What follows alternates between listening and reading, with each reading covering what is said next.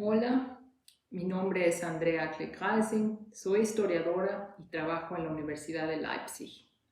Tengo el gusto de presentarles hoy mi tema de investigación en el marco de la iniciativa hispanística en el espacio digital.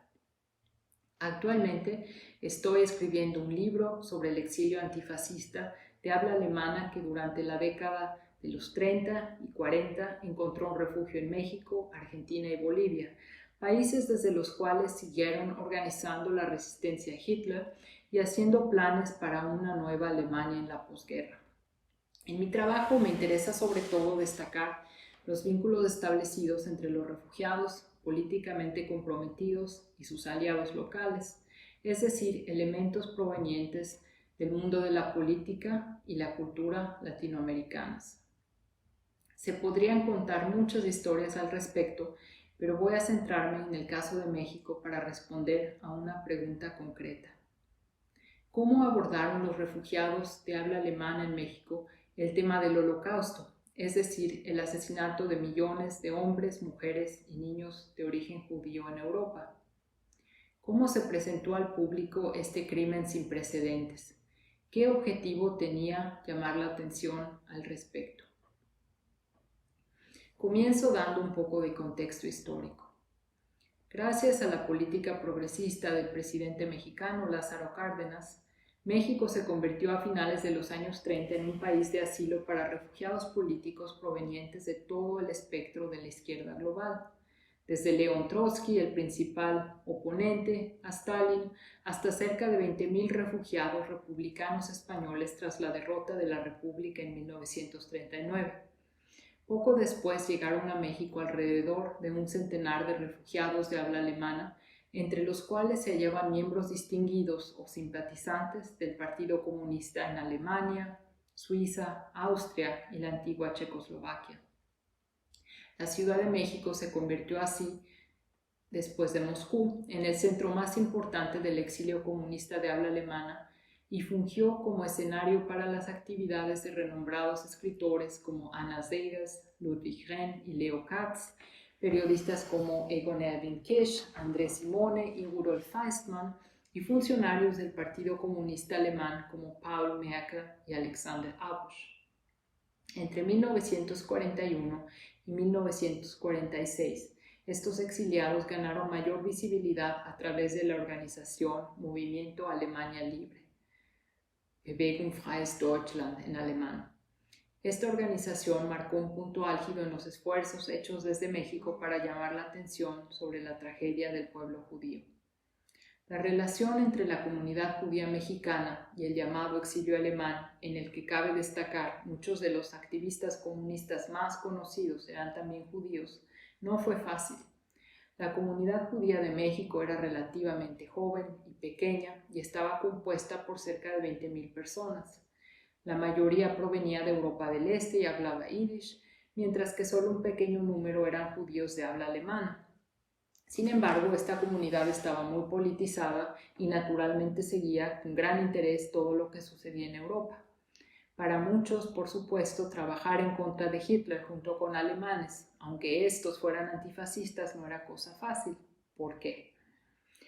Abordemos primero uno de los mitos más extendidos sobre el Holocausto, a saber, el mito de no sabíamos nada al respecto, o más bien la idea de que la persecución y aniquilación de judíos en Alemania y Europa bajo la ocupación nazi tuvo lugar de manera secreta e incluso misteriosa.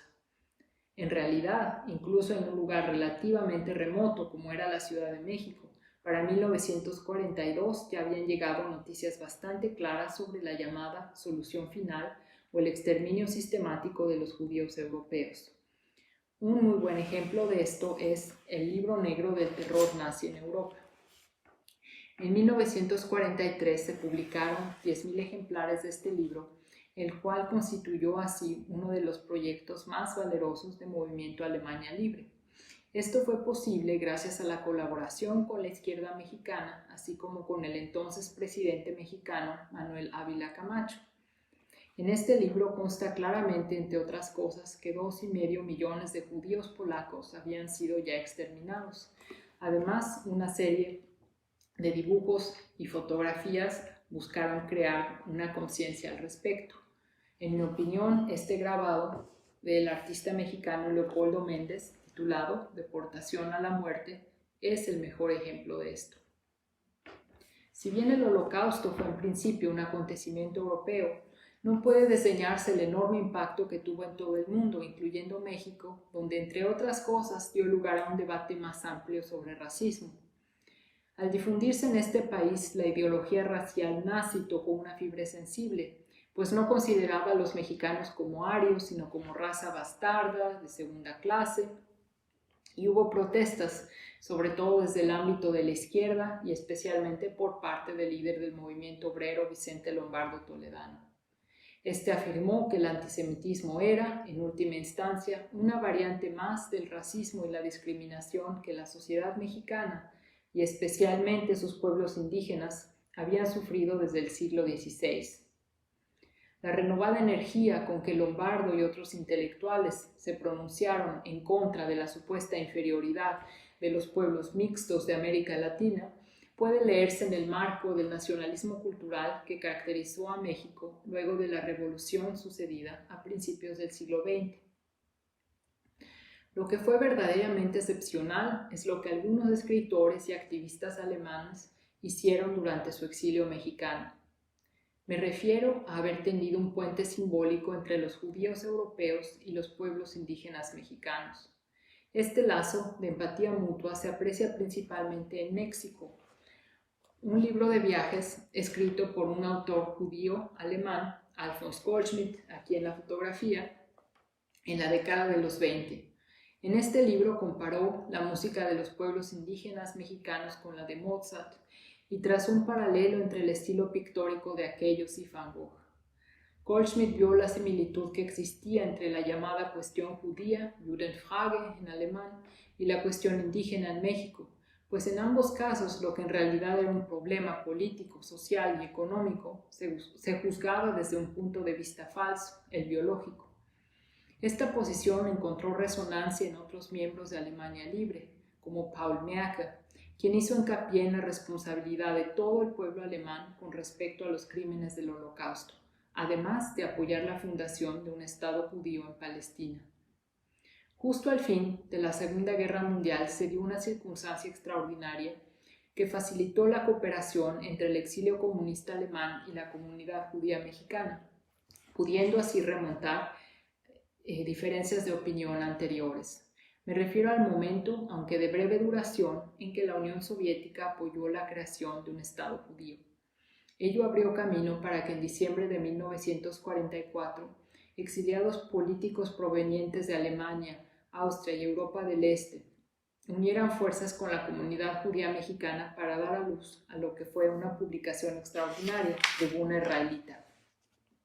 Esta revista mensual sirvió como un foro para dar a conocer lo que durante la guerra había ocurrido exactamente en los campos de concentración y exterminio.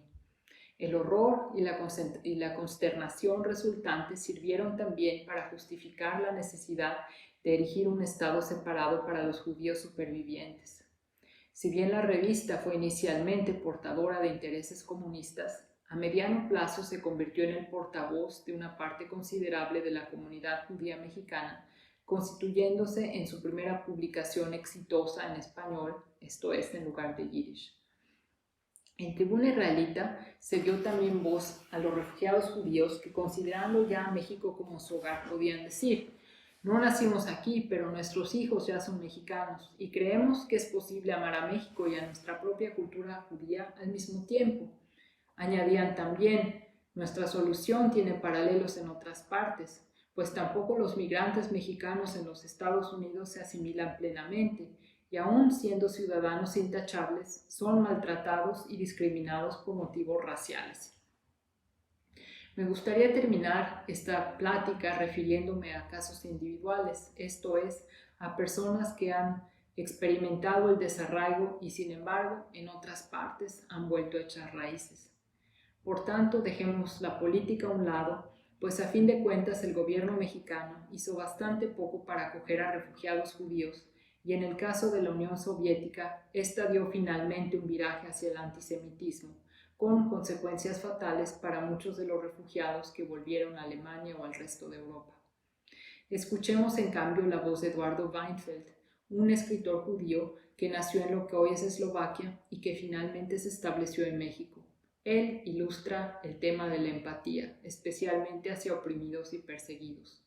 Escribiendo en 1944, Weinfeld preguntó: ¿qué nos pasaría a nosotros judíos si no pudiéramos invocar a un Sigmund Freud o a un Albert Einstein en nuestra defensa, sino solo al panadero o al sastre de la esquina? Su respuesta fue: entonces estaríamos perdidos.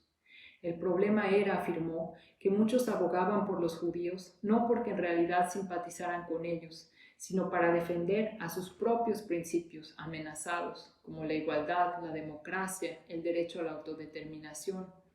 Por tanto, apenas se interesaban por la cultura judía y menos aún por los judíos normales y cotidianos, o sea, la mayoría de ellos. Sin embargo, hoy en día observamos el mismo fenómeno tratándose del destino de refugiados o minorías en todo el mundo. De ahí la importancia de rememorar la solución dada por Weinfeld a este problema: promover el entendimiento y el contacto entre individuos a través de la cultura. En consecuencia, Weinfeld, quien nació tan lejos de México, dedicó una vida completa a escribir muchos libros sobre la cultura judía y lo hizo principalmente en español. Muchas gracias por su atención.